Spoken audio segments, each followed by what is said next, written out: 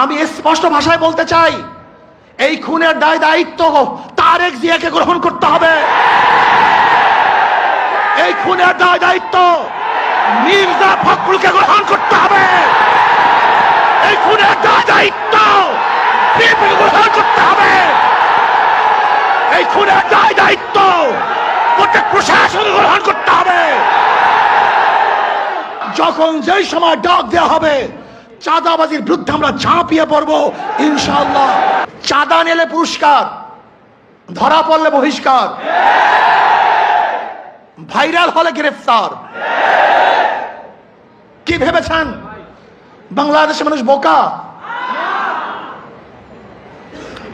আজকে আমাদেরকে জিম্মি করে ফেলছে। দল এই খুনের দায় দায়িত্ব গ্রহণ করবে না। ইসলামী যুব আন্দোলন বাংলাদেশ কর্তৃক আয়োজিত আজকে সম্মেলনের সম্মানিত সভাপতি ওলামায়ে কেরাম, সর্বস্তরের জনগণ ভাইয়েরা আমার, আজকে আমরা দুঃখিত, লজ্জিত, মর্মাহত। আজকে বাংলাদেশে যে ঘটনা ঘটতেছে গোটা দুনিয়ার সামনে মুখ দেখাবার মতো মুখ আছে বলে আমি মনে করি না। গোটা দুনিয়ার মানুষ আমাদেরকে খুনি মনে করে। যে দৃশ্য দেখেছি মিটফোর্ডের, আমি পুরাপুরি শেষ পর্যন্ত এই ঘটনা দেখতে পারি নাই। আমি নিজেই ভয় পেয়ে গেছি। এ কেমন এক অবস্থা, কেমন এক বর্বরতা! জাহিল যুগকেও ফেল করেছে। মানুষ এত নিষ্ঠুর কিভাবে হয়? মানুষ তো এইভাবে কুকুরকেও মারতে পারে না।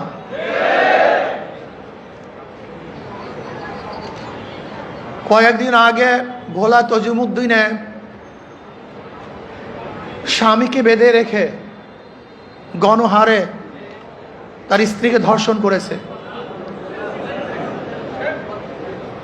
বগুড়ায় মেয়ে বিবাহ দিবে না, শুধু এতটুকুর জন্য তার বাবাকে হত্যা করেছে। আজকে চাঁদা না দেওয়ার কারণে মার সামনের থেকে যুবককে তুলে এনে হত্যা করা হচ্ছে।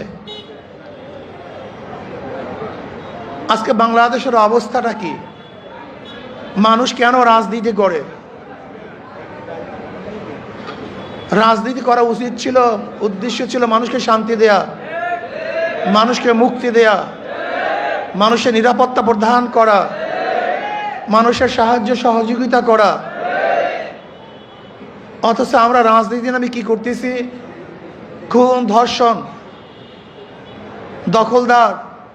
দখলদারি, জুলুম, অত্যাচার, অবিচার।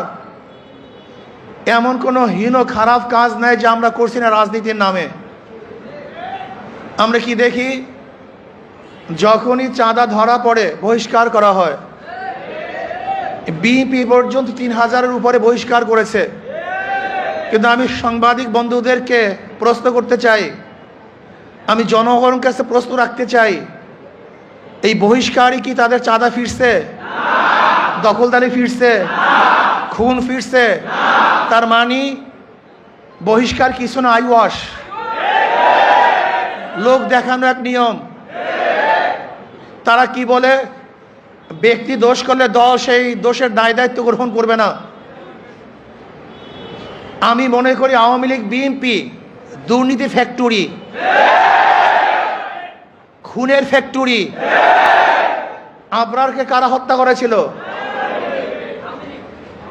যেই ছাত্রগুলি হত্যা করেছিল তারা মেধাবী ছাত্র বাংলাদেশের, কিন্তু এই ফ্যাক্টরিতে যাওয়ার পরে তার খুনি হয়েছে। আজকে হাজারো মেধাবীরা এই আওয়ামী লীগ, বিএনপি করার কারণে ওরা ধর্ষক হয়েছে, ওরা চাঁদাবাজ হয়েছে। এই দলগুলি এমন এক ফ্যাক্টরি, যদি ফেরেশতাও সেখানে ঢুকে আজাজিল হয়ে বের হবে। সৎ মানুষগুলি ঢুকলে চোর হয়ে বের হবে। যাদের হাতে রক্ত ছিল না, এই আওয়ামী লীগ বিএনপি করার পরে তাদের হাতের মধ্যে রক্তে রঞ্জিত হবে। যারা কোনো মেয়েদের দিকে তাকাতো না, এই দলগুলি করার পরে তারাই ধর্ষক হবে, জালেম হবে, অত্যাচারী হবে, তারাই টাকা পাচার করবে। এমন কোনো জায়গা নাই যেখানে চুরি হচ্ছে না, ডাকাতি হচ্ছে না, দখলদারি হচ্ছে না, চাঁদাবাজি হচ্ছে না। এই বরিশালের এমন কোনো স্থান দেখাতে পারবেন না যেখানে চাঁদাবাজি নাই। আমরা যা দেখছি চাঁদাবাজি যেগুলি আসছে, আপনারা জানেন মিটফুটে খুন হয়েছিল বুধবার, কিন্তু আপনারা যে সাংবাদিক, আমরা দুঃখিত, লজ্জিত, সবার বিবেক মরে গেছে। বাংলাদেশের বিবেক বলতে কিচ্ছু নাই। বুধবার এই ঘটনা ঘটছে, কোন সাংবাদিক এই ঘটনা প্রকাশ করতে পারে নাই, অথচ সবার মাঝে এই ঘটনা ঘটেছিল। নাই একজন বাংলাদেশের সাংবাদিকের ঘটনা প্রকাশ করার মতো, নাই একজন পুলিশ কেস গ্রহণ করার মতো। আজকে এই মামলার যে বাদী, একজন মহিলা, তার সন্তান এখানে এসছে, এই যে তার সন্তান, সোহাগ মামলার এই বাদীর ছেলে, তার নিজের মুখে শুনেন মামলা দেওয়া হয়েছিল কিন্তু পুলিশ মামলা গ্রহণ করে নাই, পুলিশ তার মামলা গ্রহণ করে নাই। আজকে পুলিশ ভিন্ন খাতে এই মামলাকে নেওয়ার জন্য ষড়যন্ত্র শুরু করছে। সব জায়গায় চাঁদাবাজি, শরিয়াতপুর বাস সব বন্ধ, শুনলাম আজকে তাদেরকে বহিষ্কার করা হয়েছে। অথচ আজকে আপনারা দেখেছেন প্রেস ব্রিফিংয়ে, সাংবাদিক সম্মেলনে ঊর্ধ্বতন কর্মকর্তাদের কাছে বারবার জানানো হয়েছে, কিন্তু না, যতক্ষণ পর্যন্ত সব জায়গায় প্রচার না হয়েছে ততদিন পর্যন্ত বহিষ্কার করা হয় নাই। চাঁদা নিলে পুরস্কার, ধরা পড়লে বহিষ্কার, ভাইরাল হলে গ্রেফতার। কি ভেবেছেন বাংলাদেশের মানুষ বোকা? আজকে আমাদেরকে জিম্মি করে ফেলছে। দল এই খুনের দায় দায়িত্ব গ্রহণ করবে না। আমি স্পষ্ট ভাষায় বলতে চাই, এই খুনের দায় দায়িত্ব তারেক জিয়াকে গ্রহণ করতে হবে।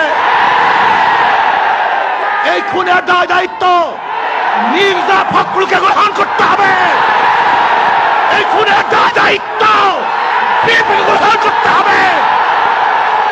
এই খুনের দায় দায়িত্ব প্রত্যেক প্রশাসনকে গ্রহণ করতে হবে।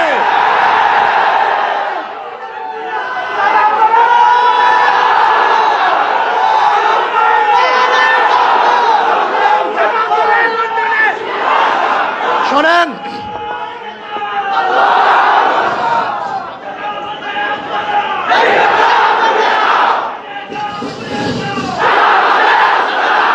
আমি মনে করি অবৈধ সন্তান জন্ম হওয়ার আগেই তার মৃত্যু কামনা করে।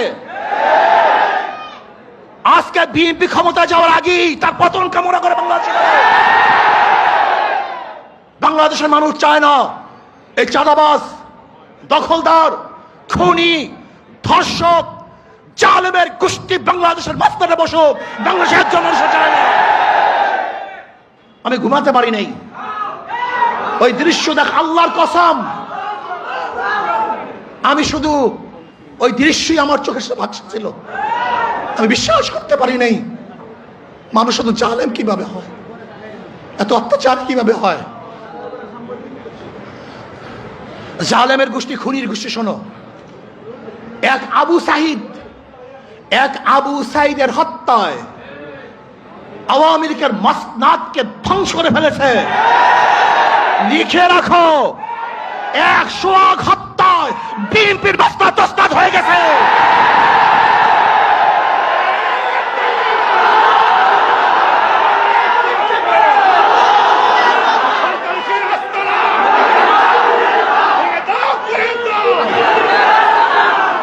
শোনো, তোমরা ভেবেছ গুম হত্যা মামলা বিএনপি ক্ষমতায় আসবে, এই ভয়ে তোমার সামনে মাথা নত করবে।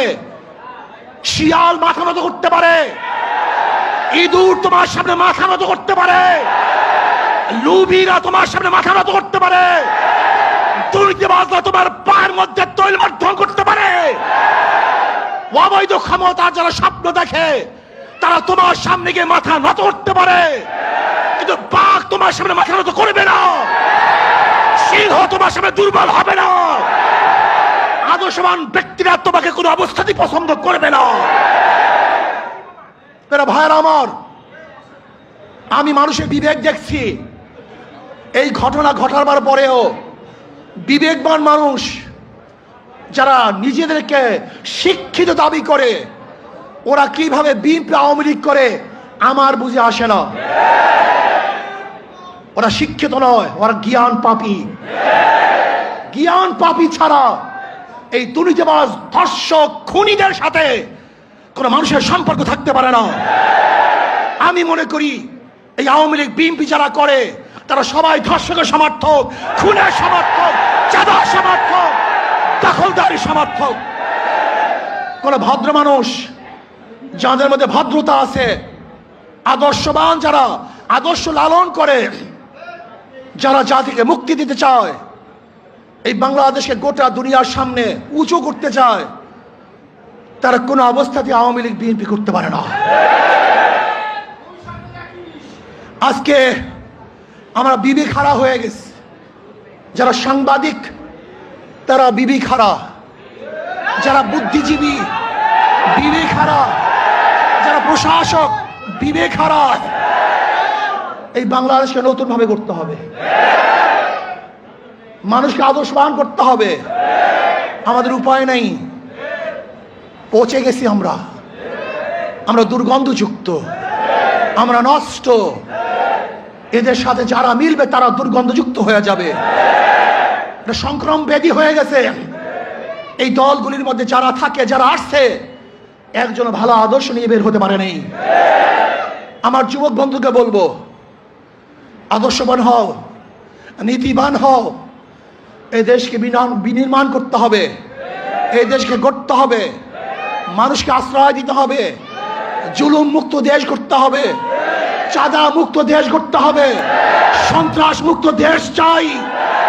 সেই দেশের মধ্যে সন্ত্রাস থাকবে না, চাঁদাবাজি থাকবে না, জুলুম থাকবে না, অত্যাচার থাকবে না, অবিচার থাকবে না, আমার মেয়েরা ধর্ষিত হবে না, চাঁদা দিয়ে কার ব্যবসা করতে হবে না। এরকম দেশের জন্য চেষ্টা করো, সাধনা করো। ইনশাআল্লাহ ইসলামী আন্দোলন বাংলাদেশ পারবে এই দেশকে একদিন শান্তি দিতে, মুক্তি দিতে। আলহামদুলিল্লাহ ইসলামী দলগুলো ঐক্য হচ্ছে। আশা করি ইনশাআল্লাহ যদি ইসলামের নামে একটা বাক্স আমরা দিতে পারি, তাহলে বেঈমানরা বুঝবে, খুনিরা বুঝবে, ধর্ষকরা বুঝবে, চাঁদাবাজরা বুঝবে কত ধানে কত চাল। বারবার ঘুঘু তুমি খেয়ে যাও ধান, এবার ঘুঘু তোমার যাবে যে প্রাণ। বারবার বাংলাদেশের মানুষকে ধোঁকা দিয়েছ, ৯-৬ বুঝিয়ে ভোট গ্রহণ করেছ।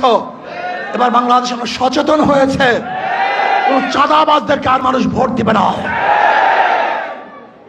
যারা বিগত দিনে দুর্নীতিতে 5 বার চ্যাম্পিয়নশিপ লাভ করেছে, যারা অবৈধ নির্বাচন উপহার দিয়েছে, যারা চাঁদাবাজি করার কারণে দেশ থেকে মানুষ বিতাড়িত করেছে, দ্বিতীয়বার তাদেরকে মানুষ আর ভোট দিবে না ইনশাআল্লাহ। চাঁদাবাজের বিরুদ্ধে ঐক্য হবে তো ইনশাআল্লাহ, চাঁদাবাজের বিরুদ্ধে সবাই ঐক্য আসিতে ইনশাআল্লাহ। যখন যেই সময় ডাক দেওয়া হবে, চাঁদাবাজির বিরুদ্ধে আমরা ঝাঁপিয়ে পড়বো ইনশাআল্লাহ। আল্লাহ আমাদের সবাইকে কবুল করে নেন।